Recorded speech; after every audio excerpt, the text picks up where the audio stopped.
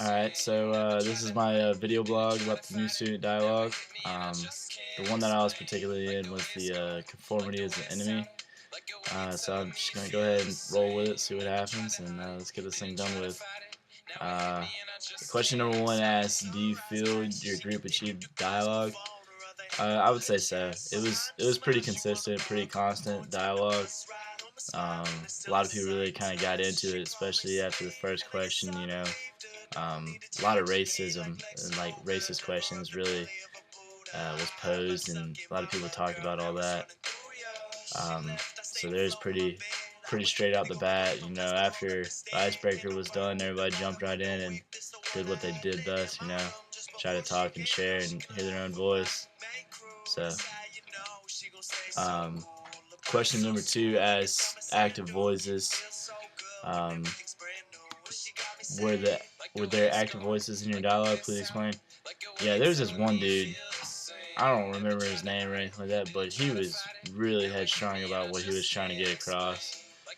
That guy did not want to let up absolutely at all. And a lot of other kids were really compassionate and stuff like that. Um, this one guy, I think he was really older, so he was really headstrong and stubborn about what he was, trying to say and get his point across. Um, were there more reserved voices in your dialogue? Please explain. There was a couple of people that literally said not one word. So yeah, there was definitely some people that just kind of sat there and just like wanted to get it done. Absolutely. But what role did you play in the group and why? I might have said one or two things. I don't know. It's hard to really put somebody in that position, so just want to get it done with and get it taken care of. Just like we're trying to knock out this video log, just keep it going.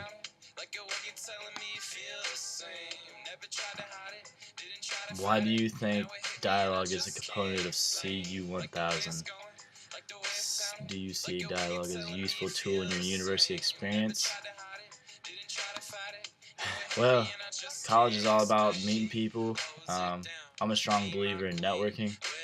That's getting to the point where I got to start applying for jobs and everything like that. And if you can't, stand there and hold a simple conversation with somebody, how are you supposed to network and do your job interview, make your point across, stand up for something you believe in, or even excel in life? So dialogue is huge, especially in the C1000 class. You gotta think all these kids are transfer students, coming from new school and everything, right? Uh, they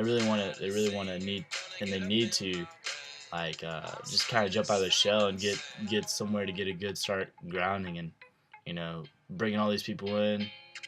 I'm a strong believer if you put a whole bunch of people in a room and you put them in an awkward situation, eventually somebody's got to talk. And there's some really good people there. Met a couple of people that are really nice, just kind of hung out and really kind of hit it off. Just talked about not just stuff about the dialogue, but also about like outside activities, fraternity life, just social events, football games, joking around, everything like that, right? So common interest, right? So I think putting people in like this room, this really tough situation, um, nobody wants to be in. Eventually, you got to break the ice and break the silence and start talking. So yeah, dialogue I think is really important, especially for C1000 students that are transfer students and really trying to start their Clemson career off on the right foot and get comfortable, start feeling welcome, and really kind of seeing what kind of environment you're sitting in. I mean, all these new student dialogues, they're all about different, real deep conversations. Conforming is the enemy for us, and we dive right into racism and racist actions and everything like that. So people that were transferring up, like that one particular guy who transferred up from Miami or wherever.